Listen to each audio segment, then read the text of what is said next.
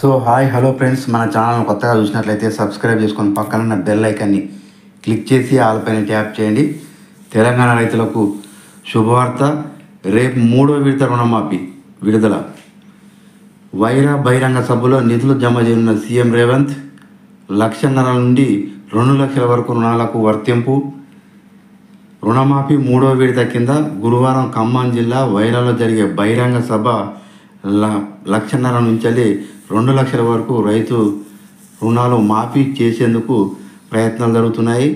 ముఖ్యమంత్రి రేవంత్ రెడ్డి ఈ మేరకు రైతుల ఖాతాల్లో నిధులు జమ చేయనున్నారు.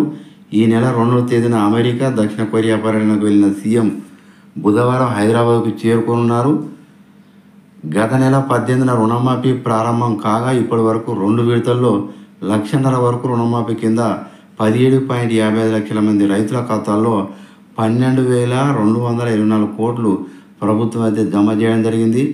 ఈ 2 లక్షల వరకు రైతుల పంట రుణాలను మాఫీ చేస్తామని ఎన్నికల సమయంలో కాంగ్రెస్ పార్టీ హామీ ఇచ్చిన సంగతి మనందరికీ తెలిసిన విషయమే. కాగా అధికారంలోకి వచ్చిన తర్వాత 2018 డిసెంబర్ 12 నుండి 2023 డిసెంబర్ 9వ తేదీ వరకు ఉన్నటువంటి రుణాలను మాఫీ చేస్తామని ముఖ్యమంత్రి ప్రకటించారు.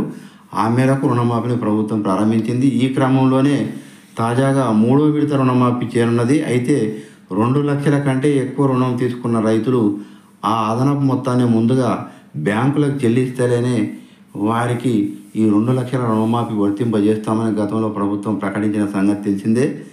ఈ నేపథ్యంలో 2 లక్షల కంటే ఎక్కువ రుణం తీసుకున్న రైతులు ఎంతమంది అదనపు మొత్తాలను చెల్లించారు, ఇంకా ఎంతమంది చెల్లించాల్సి ఉంది, చెల్లించని వారికి ఇప్పుడు రుణమాఫీ కాకపోతే ఆ తర్వాత చేస్తారా అనే దానిపై ఇంకా స్పష్టత రావాల్సి ఉంది.